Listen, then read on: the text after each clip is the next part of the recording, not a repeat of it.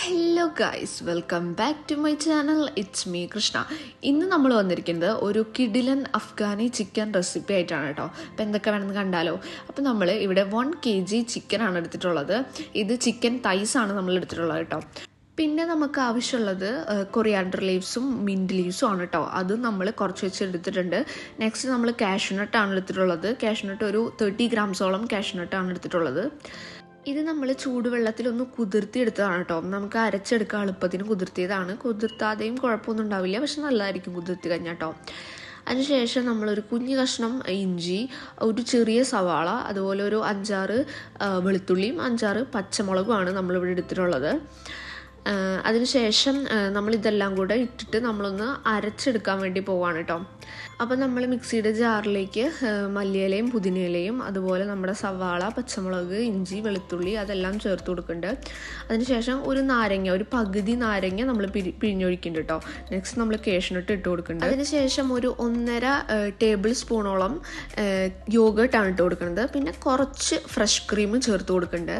Next നമ്മൾ 1 ടീസ്പൂണോളം മഞ്ഞൾപ്പൊടിയും 1 ടീസ്പൂണോളം കുരുമുളക് പൊടിയും ചേർത്ത് കൊടുക്കുന്നുണ്ട്.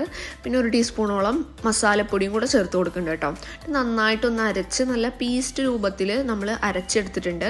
ഇത് നമുക്ക് ആ ചിക്കനിലേക്ക് ചേർത്ത് കൊടുക്കാം കേട്ടോ. അങ്ങനെ നമ്മൾ ചിക്കൻ ഇട്ടിട്ട് അതിലേക്ക് നമ്മൾ അരച്ച് വെച്ച ആ ഒരു മസാല ചേർത്ത് നന്നായിട്ട് ഉപ്പൊക്കെ ഇട്ട് ആവശ്യത്തിനുള്ള ഉപ്പും അതുപോലെ കുറച്ച് കസൂരി മേത്തിയും കൂടെ ചേർത്തിട്ട് ഒന്ന് നന്നായിട്ടൊന്ന് മിക്സ് ചെയ്യണം കേട്ടോ.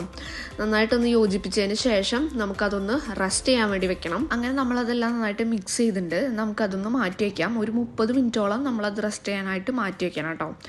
അതിനുശേഷം നമുക്കൊരു പാൻ വെച്ചിട്ട് അതിലേക്ക് കുറച്ച് നെയ്യ് ചേർക്കണം. എന്നിട്ട് അതിൻ്റെ മസാലയൊക്കെ ഒന്ന് കുടഞ്ഞ് ഒന്ന് ഇതാക്കിയതിന് ശേഷം മാത്രം വെക്കാട്ടോ. അല്ലെങ്കിൽ ആ മസാല അതിൽ കിടന്ന് കരിഞ്ഞു പോവും. അപ്പോൾ ഒന്ന് നന്നായിട്ടൊന്ന് കുടഞ്ഞിട്ട് ചേർക്കാം. അതിനുശേഷം അപ്പോൾ ചിക്കൻ അവിടെ നിന്ന് ആവട്ടെ. അതിന് ശേഷം നമുക്ക് വേറൊരു പാനിൽ കുറച്ച് നെയ്യ് ഒഴിച്ചിട്ട് നമുക്ക് അതിൽ ബാക്കി ഉണ്ടായിരുന്ന മസാല നമുക്കൊന്ന് ഇളക്കി നന്നായിട്ടൊന്ന് സെറ്റ് ചെയ്തെടുക്കണം കേട്ടോ. അതിൻ്റെ ഒരു പച്ചമണം മാറുന്ന വരെ നന്നായിട്ടൊന്ന് അതൊന്ന് സെറ്റ് ചെയ്തെടുക്കണം. പിന്നെ നമുക്ക് അതിലേക്ക് കുറച്ച് പാലൊഴിച്ച് കൊടുത്തിട്ട് ആ ഒരു മസാല കുറച്ചൊന്ന് ലൂസാക്കി എടുക്കാം കേട്ടോ.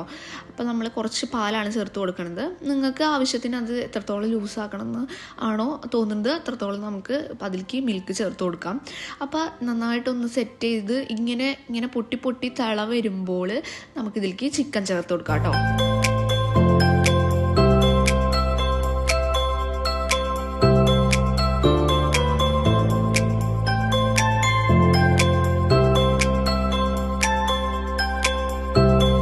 നന്നായിട്ടൊന്ന് ഇളക്കി യോജിപ്പിച്ച് നമുക്കതൊന്ന് മൂടി വയ്ക്കാം കേട്ടോ.